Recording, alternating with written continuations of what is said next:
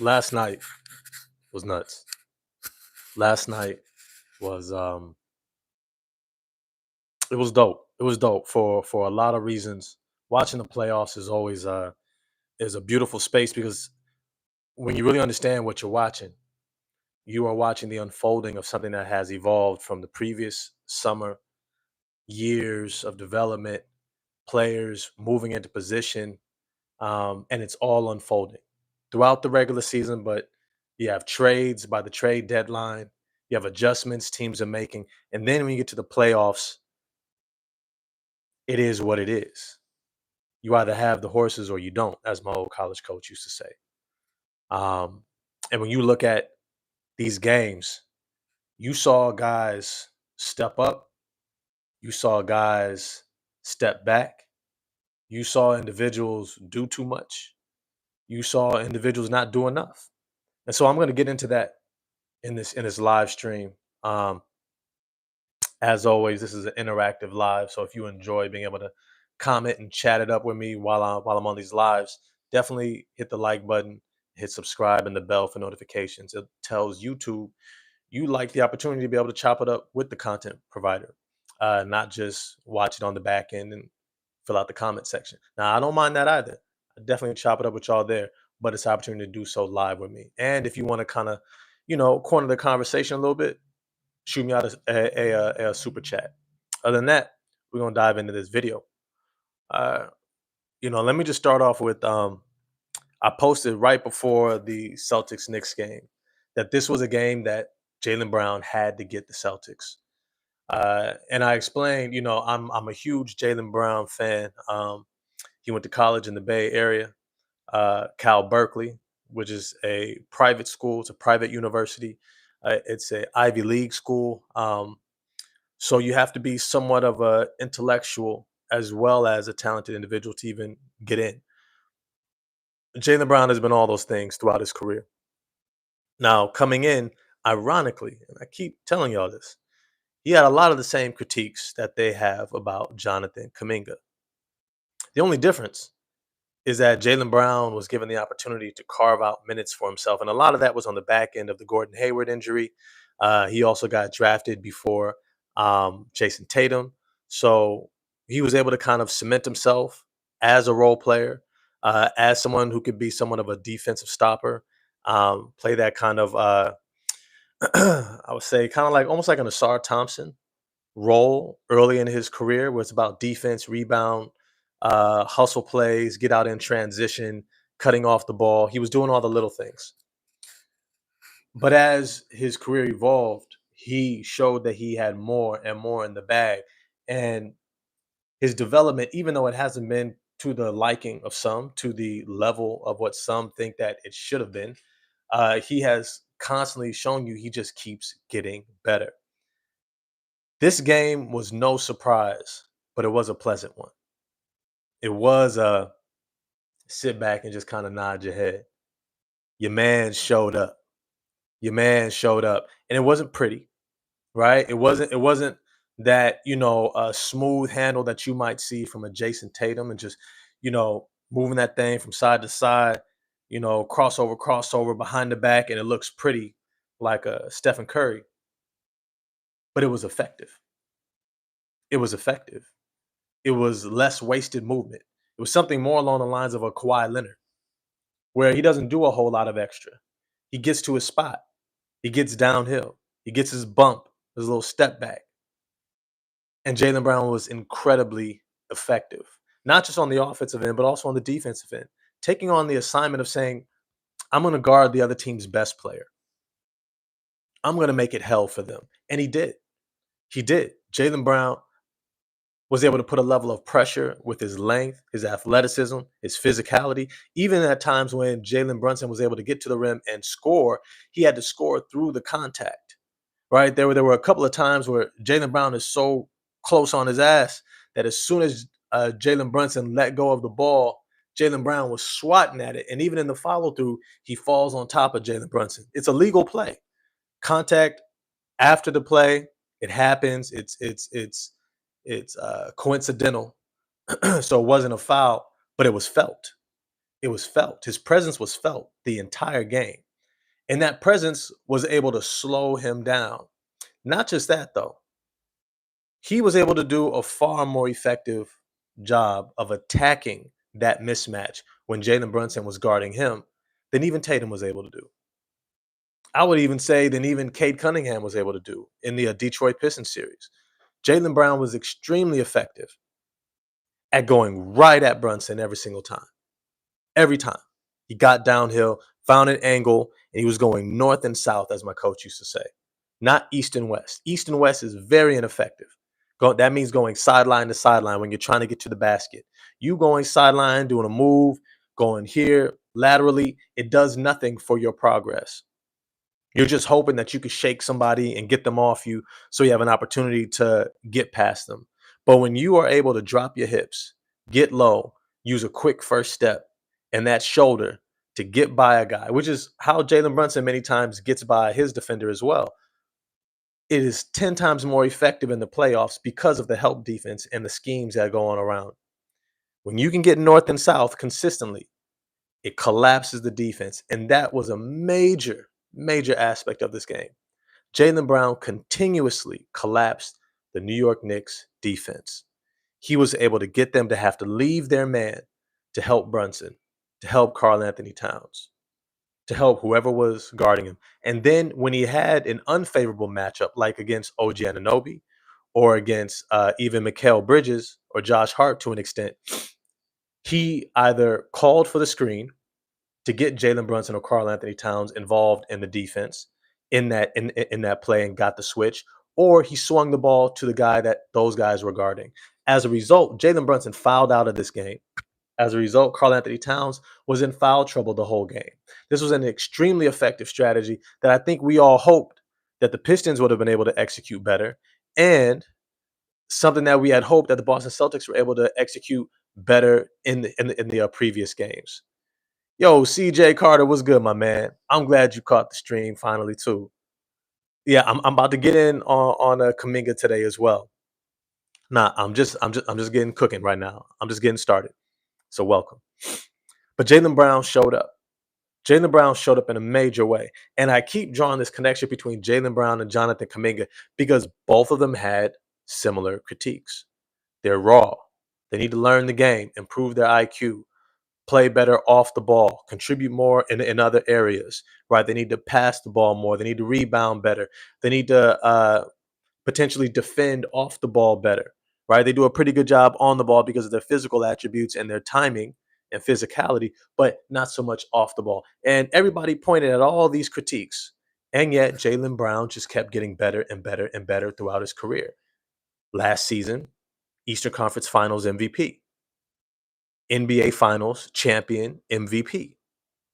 So when we think about some of these narratives around these players, you have to understand that even though it may be true, it might be true that there's more that they can develop and improve.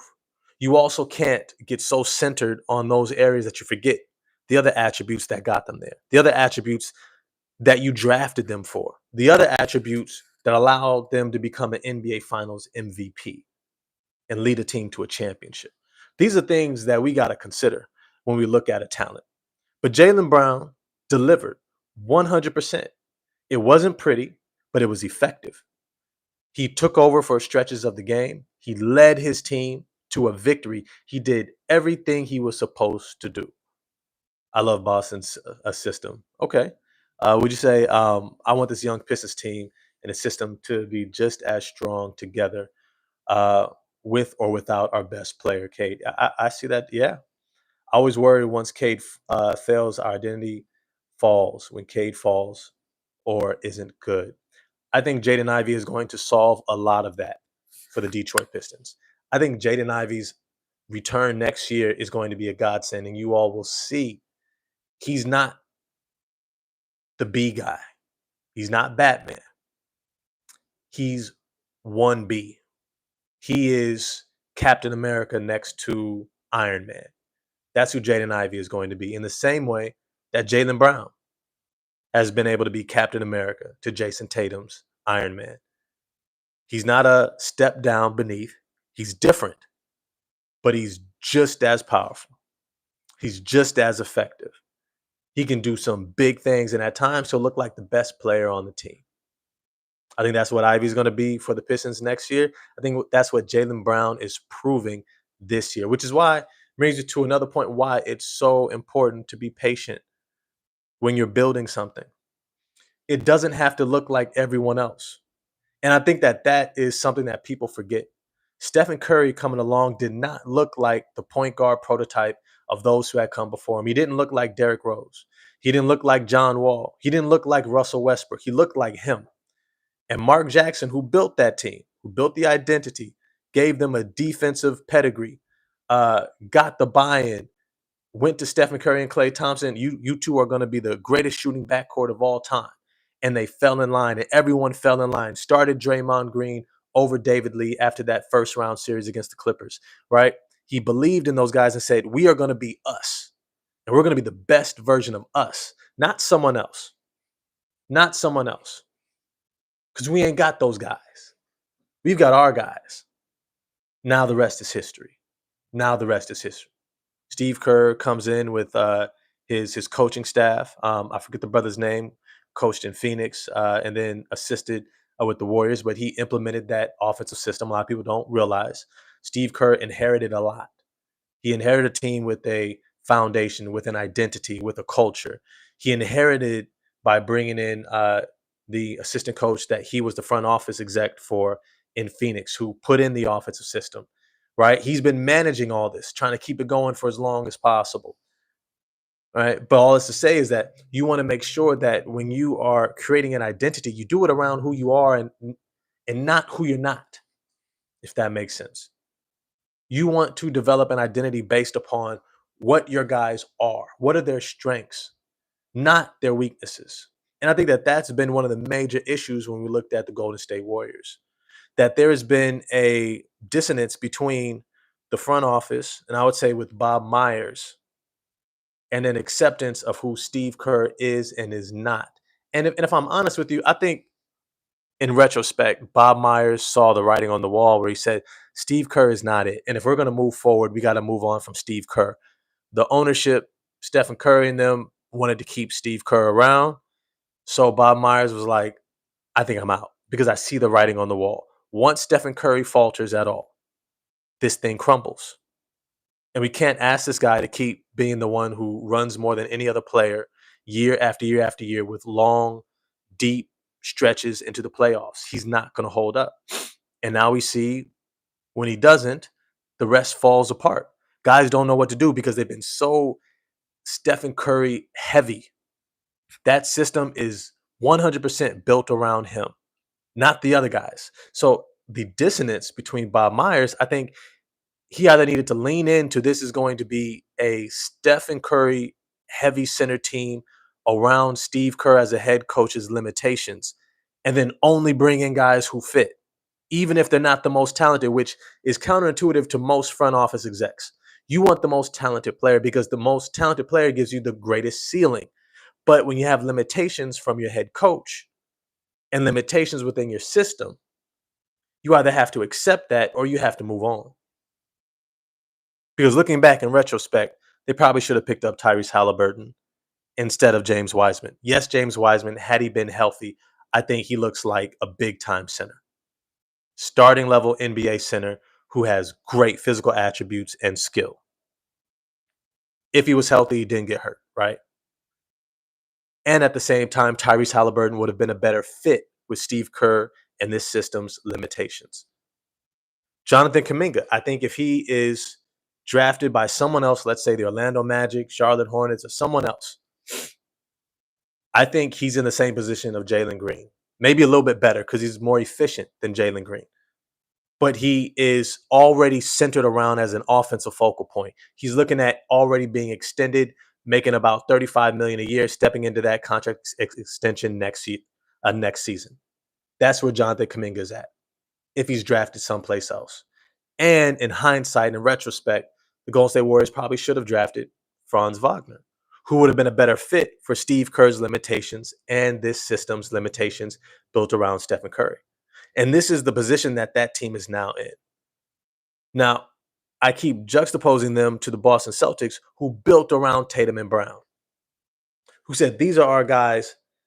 We're going to have to figure out guys who fit around them. So they went out and got Derek White from the San Antonio Spurs. They went out and got Drew Holiday and went all in. They went out and got Porzingis, right? And brought back Al Horford and guys like that, right? This team was built around its two most talented players and said, we are going to bet on you. And it got them to the mountaintop. But as always, there's more than one way to get to the mountaintop. This is why the Golden State Warriors in 21-22 were able to beat the Boston Celtics in the NBA Finals and win another championship. Probably the best Warriors championship of the Golden State Warriors era, right? The first year, the first championship, everybody got hurt. Everybody got hurt every single round facing the Golden State Warriors, and they never faced a team at full staff, even all the way through the NBA Finals against LeBron James and the Cleveland Cavaliers, where Kyrie Irving gets hurt. Kevin Love never even made it to the series because he got hurt in the first round against the Celtics. And then LeBron was still the best player of that series, but they were able to pull it out because he's playing with Matthew Dellavedova, Shump, JR, Tristan Thompson, right? Timofey Mozgov, right? That's who he had to work with. Richard Jefferson, a bunch of role players that on most teams today aren't even starters. And so, they lucked out. Then they got beat in a rematch by LeBron, despite being up 3-1, right? They were confident, 73-win team. Lost to LeBron in 7, giving up one of the greatest comebacks, if not the greatest NBA Finals comeback championship of all time.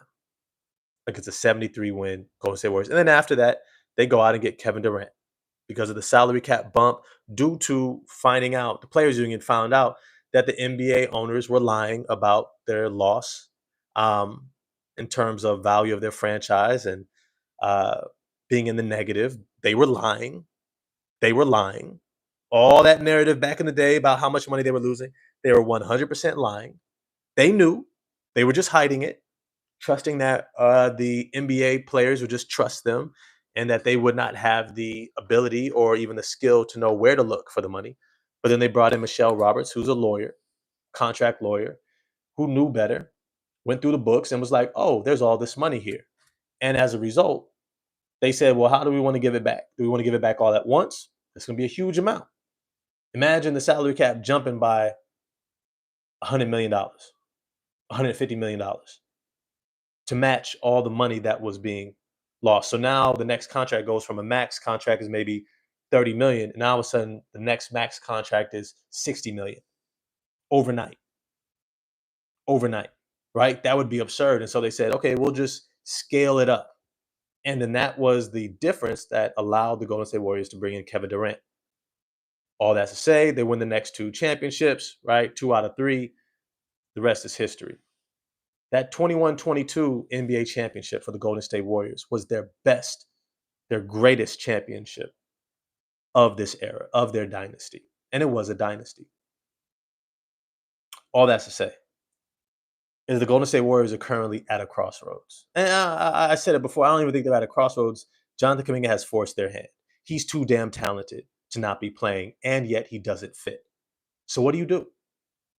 You got to trade him. Now, but here's some of the things that you have to consider.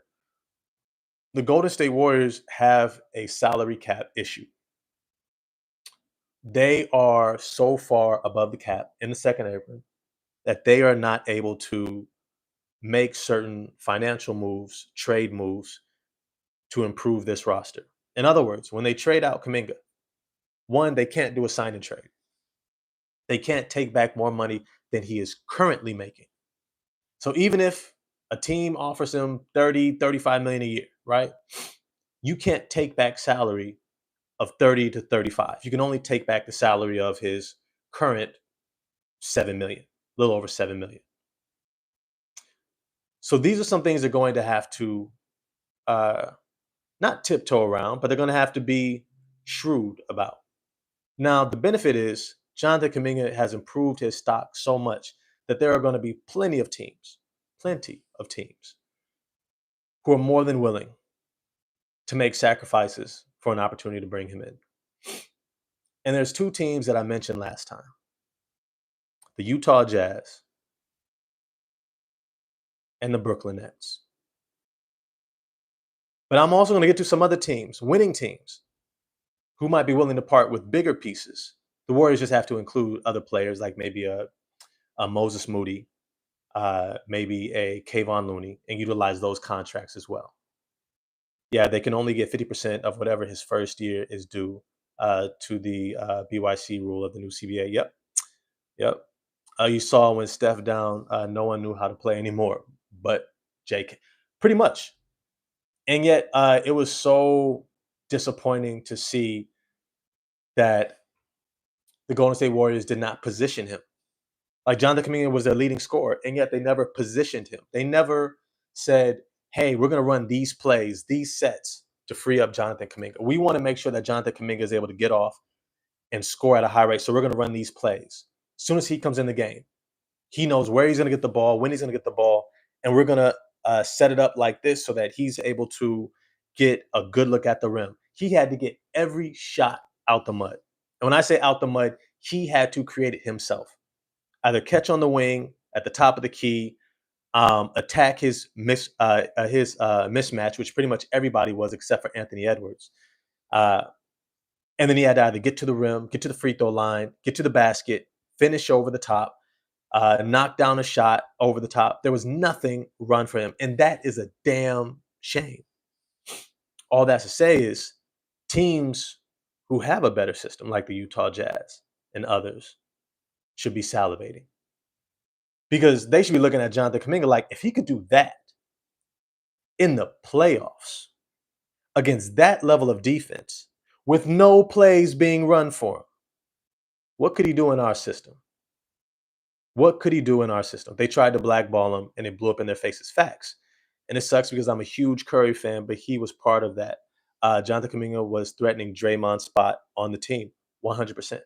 Because if you change the system, it diminishes Draymond Green's value within the system because he can't shoot. He's not a strong offensive player, which to his shame, he shot 6 threes and was 1 for 6. Draymond, what are you doing? What are you doing? Where's the dribble handoffs with you and Buddy Hield? Where were the dribble handoffs and backdoors to Brandon Pajemski? There are plenty of other guys who could play within the system you should have been gearing your game towards, not trying to be Klay Thompson. You just expose yourself that much more despite a strong shooting, your best shooting season of your career. We all understand in the playoffs, your shooting percentage goes down no matter what. But you played into their hands by shooting so much. I was sitting there with my girl, and we were watching the game, and I was like, when Draymond hit that first three, I said, watch this. That's called fool's gold. That's called fool's gold. When you see somebody who is a bad shooter make their first three-point shot and start looking real confident, you start laughing, but you hold it in. You hold it in because you want them to keep shooting. Because when the averages play out by the end of the game, as it did, those next 5 misses played directly into the Timberwolves' hands to make a run, to go from only up 3 to up 13 and 15 to up 22 and never looked back. Draymond Green literally shot the Golden State Warriors out of the game single-handedly. Brandon Pajemski had it going. And I would say also a lot of this has to fall on Steve Kerr. Why? Because he keeps taking guys out in the middle of the run. When they were coming back, they got to within 3, he takes out Jonathan Kuminga. Go figure. Who's leading the run? He takes out Brandon Pajemski. This should have been a game, in an elimination game. Brandon Pajemski, who had it going, should have played 38 to 42 minutes. Brandon Pajemski is, how old is he? Brandon Pajemski is, let me see. Brandon Pajemski is 22 years old. Jonathan Kuminga is 22 years old. Why are you sitting them down to rest them? Thank you, CJ. 22 years old. They don't need no damn rest. If those are your leading scorers, they should be playing 40 minutes to keep the pressure on. The only guys subbing in and out should be the peripheral guys who don't have it going. Quentin Post spaces out the court for you. We're playing them heavy minutes. Draymond, your shot's not dropping. You're not able to be effective defensively. We're cutting your minutes. This is an elimination game. This is not a buddy, good old pal game. Well, he's my guy. Got to give him a shot. No, no, hell no. Sit your ass down. You ain't hooping. Right? Like RDC, you ain't hooping. You ain't hooping. Sit your ass down. Moses Moody came in, was able to get to the cup. Okay, cool. Jimmy Butler showed he could kind of do some things. Dope. All right. You get minutes. Guy Santos was all over the place getting deflections and tip out offensive rebounds. Great job. You can get some minutes. Kayvon Looney, you don't look like you got it. All right, sorry, bro. This is an elimination game. It's an elimination game. This is not preseason. What are you doing playing 12 guys in an elimination game? I dare you to go back through NBA playoffs annals to find another team that played 12 guys in an elimination game, the semifinals playoff round. Find me one. Find me one. Get to some of these comments. Draymond is only valuable on offense as a trigger man, all those dribble handoffs and split actions. Yep. And it got exposed with no Steph in this series. Yep, 100%. That's why they kept starting Trace Jackson Davis instead of Jonathan Kuminga, and with Draymond at the 5, despite Draymond playing the 5 since February. Yeah, and it's sad because I said a long time ago, Draymond Green can't do nothing with Julius Randle, and he definitely can't do nothing with Julius Randle and Rudy Gobert. He was a mouse. He's been a mouse. I keep telling people, and this is a whole other topic. Draymond Green benefited from an era of the NBA where the center position was weak as hell. That's the only reason why he worked. That's the only reason why he worked. So when it's all said and done and he makes it to the Hall of Fame, he's not top 25, not top 30, not top 40. Because we understand a system guy when we see a system guy, right? We understand the guy who needs another guy and another guy to have a role, to look good. That's Draymond Green. But now as the league begins to get big again, right? Miami now has Khalil Ware at center and Bam Adebayo at the power forward, which is where he should have always been at 6'9". You got Cleveland with Jarrett Allen and Evan Mobley. Ooh, Dante, that's a good question. I'm going to get to that right after this. You got massive teams, Milwaukee with Brook Lopez and Giannis Antetokounmpo or Bobby Portis. You got the New York Knicks with Mitchell Robinson and Karl Anthony Towns. You got massive teams out there. Boston Celtics with Porzingis and Al Horford. You can no longer have a 6'6" center. You probably can't even have a 6'6" power forward. And that's going to get to what I think is going to take place in this draft. I've been following the draft. I got some news for y'all. Stuff is moving and shaking. Guys are moving up. Guys are moving down. And there's going to be a lot of opportunity, especially after the draft lottery, where certain teams who thought they were going to be picking 1, 2, 3 are now picking 4, 5, 6, 7, 8, 9. So as a result, especially alongside the Golden State Warriors, who are looking to move off of a very young, talented asset, there may be opportunities for the Warriors to move into the draft, into that first round, into the lottery, utilizing Jonathan Kuminga and or Moses Moody as a trade piece. All right, but I'm going to get to this question because I thought it was a dope question. Sorry if you answered already. Do you think Kuminga fits with Detroit? No. I'm a big proponent of complementary pieces when it comes to building a contender. Complementary. The next guy over should offer something completely different than what you offer. It's just like in a healthy relationship. You don't get with somebody who's exactly like you. You want to get with somebody who offers something a little bit different, who offers something outside of the scope of what you bring. Otherwise, what happens is you neutralize the player next to you when you have the ball and they don't, or vice versa, because you each do what the other one does. So now you're no longer able to play to your strengths. You're playing to complement someone else outside of your strengths, which means that what you end up doing is less effective because it's not your strength. It's not your strength. So you either do like the Boston Celtics and you find pieces that create balance, like Drew Holiday, Derek White. They create balance between Jaylen Brown and Jason Tatum. Or you get guys who fit from the very beginning. And that's where I think the Detroit Pistons are at already. Cade Cunningham and Jaden Ivey are two completely different players. And that's why they work. That's why they complement each other. Because they do something that the other one does not do in major ways. And then Asara Thompson, the enigma, right? I call him X-Man. Someone else called him Nightcrawler because he's all over the place. Does something no one else does on that roster. Jalen Durant does something no one else does on that roster. Bobby Klintman, who I think is going to have a good year. No one else does. Right? So I can go down the line. I think the Pistons are set up for the future in a perfect way. In a perfect way. It's some of these other comments here. Detroit needs off-ball players who shoot, in my opinion. They've had that, and I think that um, they have an opportunity to improve in several ways.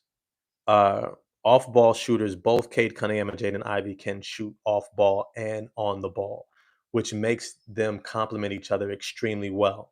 I think Jaden Ivey's 40% from three last season was not a fluke. I looked at his shot mechanics from college all the way through the last 3 years of his early career in the NBA. He's had great form, great touch. He just need a better quality of shot. And this season, he got it playing off of Cade Cunningham. He shot 40% from three. I think as Ivy elevates, I think he will be able to create just as high of quality shots for Cade Cunningham as Cunningham did for him this past season, which means you don't necessarily need to bring in shooting in the way that you did last season with Tim Hardaway Jr. I think what we see is they bet on Bobby Klintman being a solid shooter, at least league average, which I think he's more than capable. Tobias Harris will be league average. I think Ron Holland gets close to league average next season. He's got really good form. Always thought his shot was going to come around well. And then they got Marcus Sasser and guys like that. I think that's when and Isaiah Stewart. I always forget about him, who shot 38% last season. The season before this past season. All right. He shot 38%. So I think he is going to have a bounce back year where he's going to shoot a little bit more. And then I think that they grab somebody like a Chris Middleton. Maybe they draft someone like Chaz Lanier from Tennessee. But that brings me into the draft content. Um, Dante said, yeah, he might do too much that is similar to Asar. I believe so too. And he needs the ball in his hands. He's not a player who is working well off the ball. Off the ball, he's not nearly as effective as he is on the ball. And that would take the ball out of the hands of Ivy and Cade. That isn't something I would want to do. But let me get in this draft. Because a lot of teams, look, understand it when I say this, a lot is going to change this offseason because of the injuries, because of the second apron salary cap, because of how the playoffs have panned out, because of injuries. A lot of teams are going to be looking at themselves and saying, look, if we are not who we thought we were, can we keep paying this tax? And the answer is hell no. So they're going to look to move on from certain players, Cleveland Cavaliers as well. They're going to be at $230 million next year, or 217, I want to say, $1 million next year, 230 the following year. There's no way they're paying that to lose 4-1 in the second round. There's no way. And dealing with the same injuries, there's no way they're going to pay that. I just don't see it. Which means guys like Jared Allen or Darius Garland may be on the trade block. Depending upon who else is available. And this is why this is so tremendous. Jaylen Brown having to prove this past game and the next game that he can also be a Captain America next to Iron Man. He's not Robin. that he's Captain America next to Iron Man, which gives that franchise confidence to double down around him. I think they might move off of other contracts to get that tax down. But he's proving you can win with me. And if that's the case, they need to invest in that. But if they don't, if they use this as an excuse, Tatum's injury as an excuse to restructure this entire roster and get it down under the cap, they might be willing to let go of a Jaylen Brown. They might be willing to let go of a Jaylen Brown. And if they do, you start seeing other people in play. Donovan Mitchell, Darius Garland, Jarrett Allen. You might see him in play all over the league. Jaylen Brown right now is making $49 million, 53 next season. They have one of the largest salary caps or team salaries in the league. They might look to move on from one of them. How valuable would he be to a team like Brooklyn, who can absorb a lot of that contract? Pairing him next to Cam Johnson. Yeah, guys like Zaire Williams there, who I like a lot. He'd be a great guy for the Golden State Warriors to try to trade for. But also say there's going to be moves made this offseason. You got Houston in the mix. Fred VanVleet is available for an extension, player option. They've got Kevin Durant on the move, potentially a Devin Booker as well, right? Teams might be looking to reset. Like if I'm Phoenix, I might be looking to reset. If I can get a whole bunch of assets, if I can flip Devin Booker for that number 2 pick, if they don't get Giannis, if San Antonio doesn't get Giannis and I'm Phoenix, Kevin Durant's already headed out. You want Book? You can't get rid of Bradley Beal. But Booker is showing you, as good as he is, he's not good enough to get his team into the playoffs, despite having good pieces around him. That was a good team. This team was a good team. It was not a bad team. They had the pieces. They had the scorers. They had the defenders. Maybe the coach wasn't able to put it together, but this is 2 years in a row with different coaches. Eventually, you have to start looking at the main guy who's supposed to be the guy. Why can't you get your team over the hump? Maybe you're not that guy. Maybe you are not that guy. Maybe Phoenix offers Devin Booker for Jaylen Brown. Match salaries, potentially complements Tatum a little bit more of a jump shooter who they like. That might allow them to move on from Drew Holiday. Restructure that team with Devin Booker, Derek White, and then Jason Tatum when he returns next year. Not next season, the season after next year. Right? That a lot of you got to keep in mind, everything's going to change this offseason. So much is up in the air. If I'm Phoenix, I would love that. Bradley Beal and Jaylen Brown fit better. They just do. You get more of a defensive focus. You get a guy who's already proven he can get to the promised land, has a lot to prove. I think he's been itching to get out of Boston for a while. And you have a better complement. Now you can start Bradley Beal next to him. Put Brown at the 3, Beal at the 2. Run Tyus Jones at the 1. Right? These are all things that could be happening this offseason. But let's get to this draft. Because the draft, things have been moving and shaking, y'all. I've been telling y'all, there are some pieces out there that teams are going to be looking at and saying, yeah, that could be a guy. Now, let's just start off with Cooper Flagg. He's dope. All right. He's going to be a great player. High floor, high ceiling. I don't think he's your 1A guy who can carry you in a well, I'll put it this way. I think Cooper Flagg can become a Jaylen Brown level of offensive player in terms of scoring and effectiveness, even in the playoffs. I don't think he's ever going to be smooth with the ball facing up like a Jason Tatum, Stephen Curry. He's never going to, that I don't think is going to come for him. That's a level of confidence that you either have or you don't. especially when he faces more athletic, longer, quicker defenders than he's ever faced before. Uh, People get really hyped off the Team USA stuff. Let me be clear. Let me be clear. A lot of y'all got duped by that. ESPN loves a good narrative. Remember, they've been trying to get, let's just be honest. ESPN and the NBA have been trying to get a great white hope for a long time.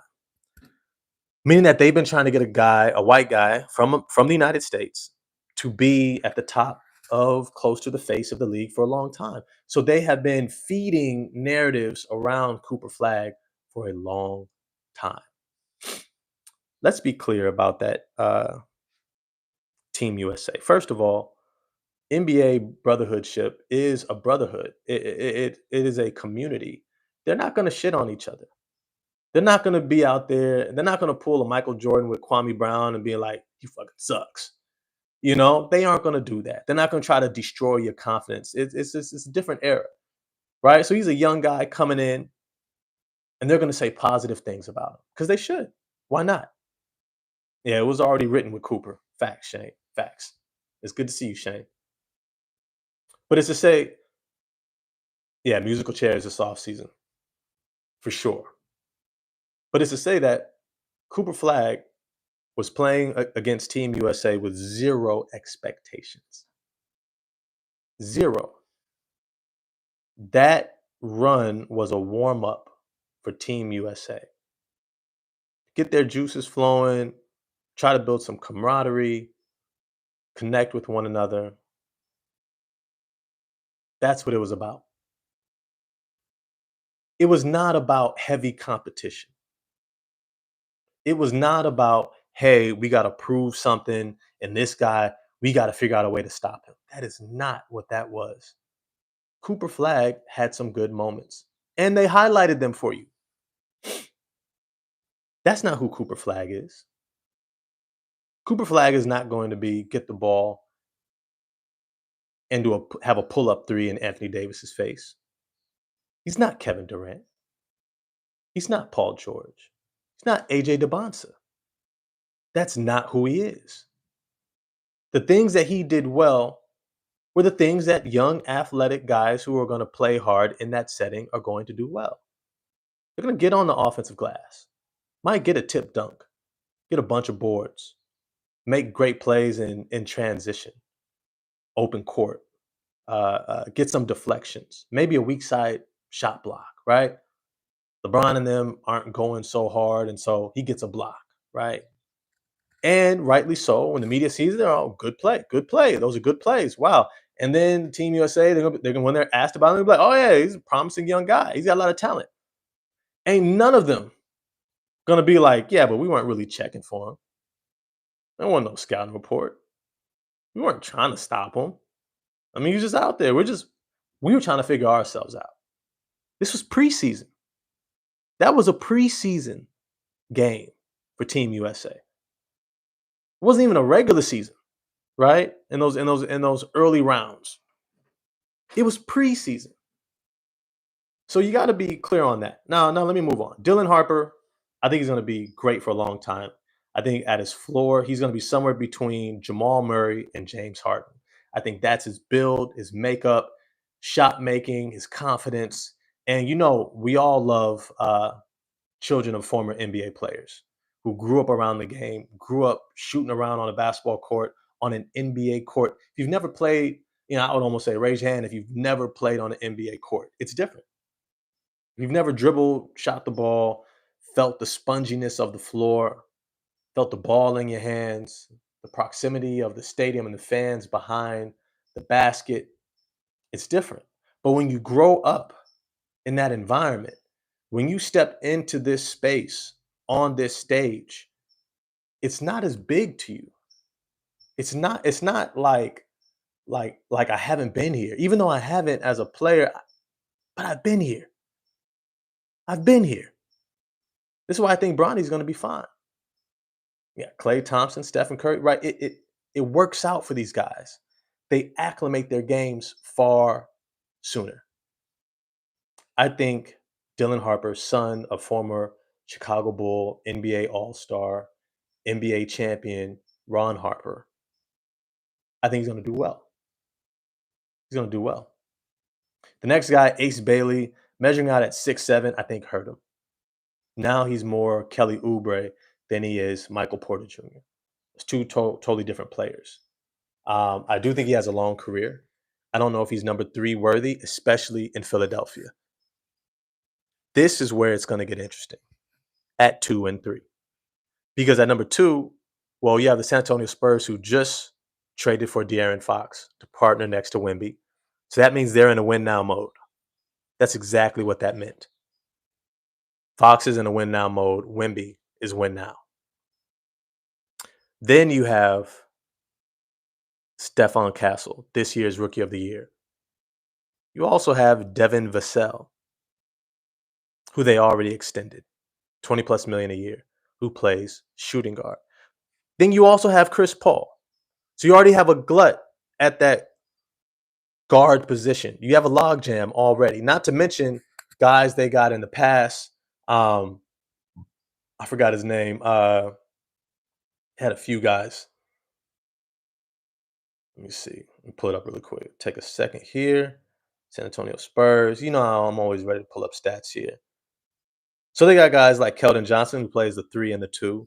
You also got guys like Jeremy Sohan, who plays point forward. You also have guys like Malachi Branham, Julian Champagnie, Blake Wesley, right? Jordan McLaughlin. All these guys are guards. They don't need another guard. That number 2 pick is getting shopped. Shopped. Period. They're going to say the right things. Oh, I think they can play in the backcourt together. You still got De'Aaron Fox, bro.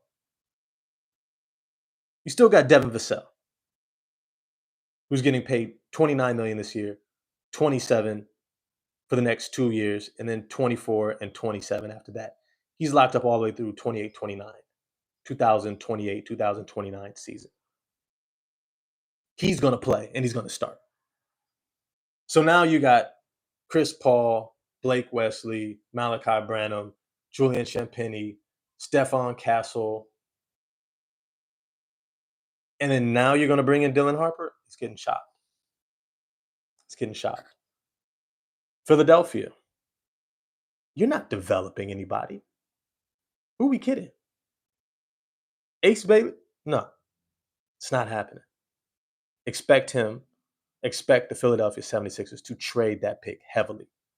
So these are opportunities that, especially teams like the Golden State Warriors, who have a young asset like Jonathan Kuminga, who's only 22 years old, Moses Moody, right? Guys who don't fit their system.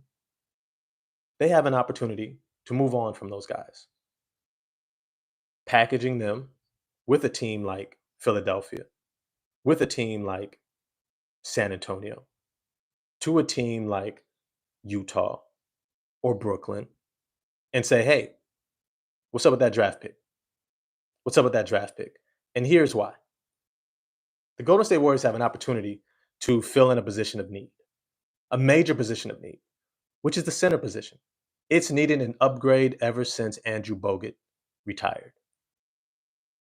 And they have not done a good job of filling that in. Now they grabbed JaVale McGee for stretches. Between him and Kayvon Looney, they were able to get through and win that championship in 21-22. But they didn't bring back JaVale.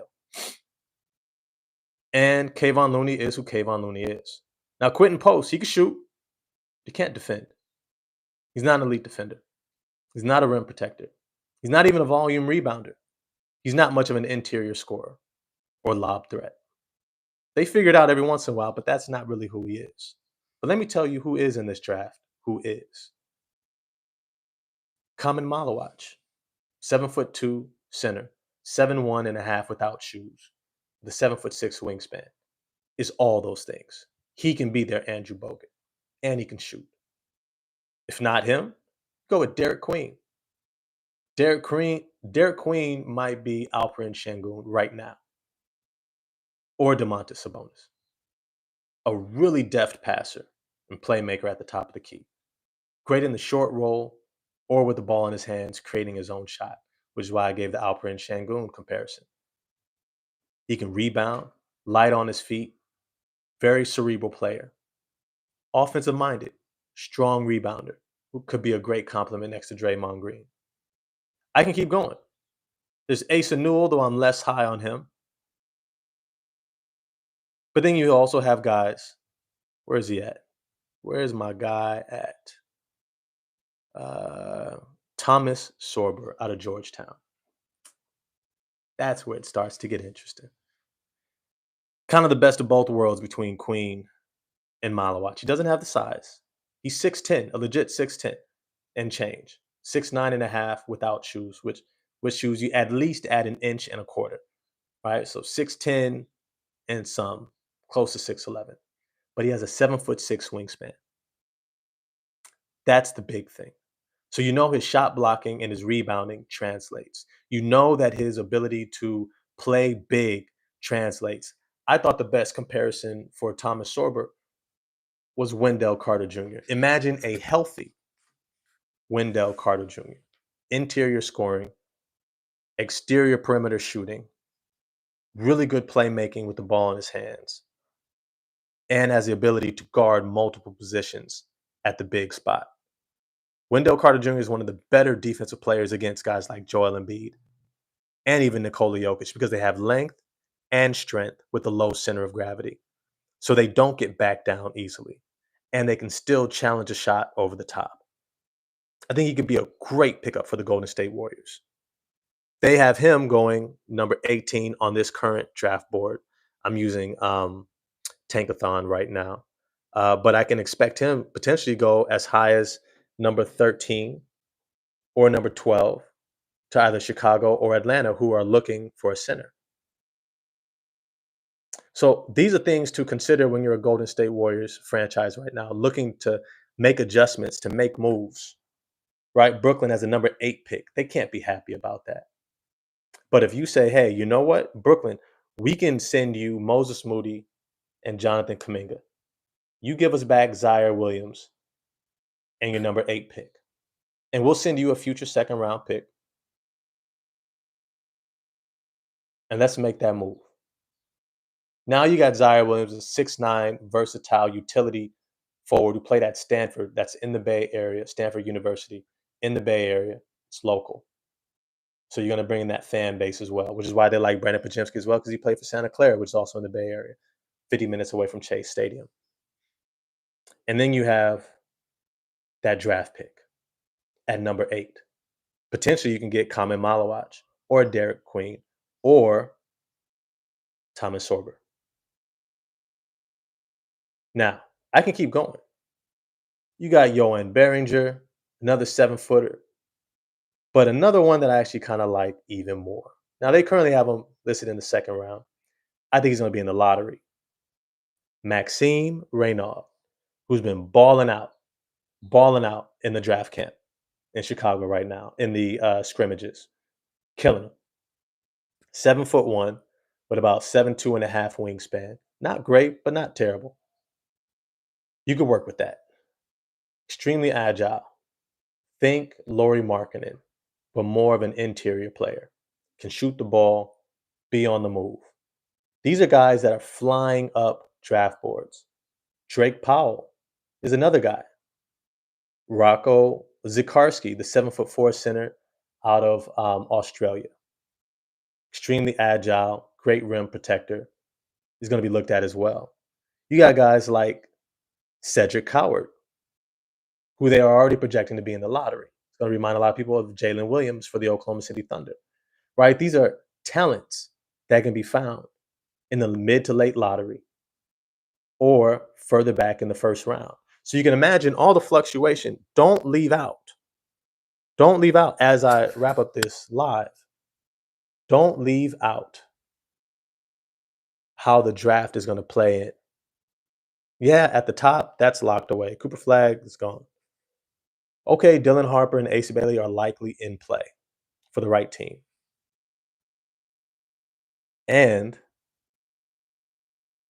there's a lot of other guys in this draft who can help out a playoff team. Imagine if the Golden State Warriors had a 7-footer who could rebound, finish on the interior, be a lob threat, and get out in transition while shooting threes. They kind of had Quentin Post who could shoot threes, but he wasn't rebounding at a high rate. Couldn't defend the rim. Okay.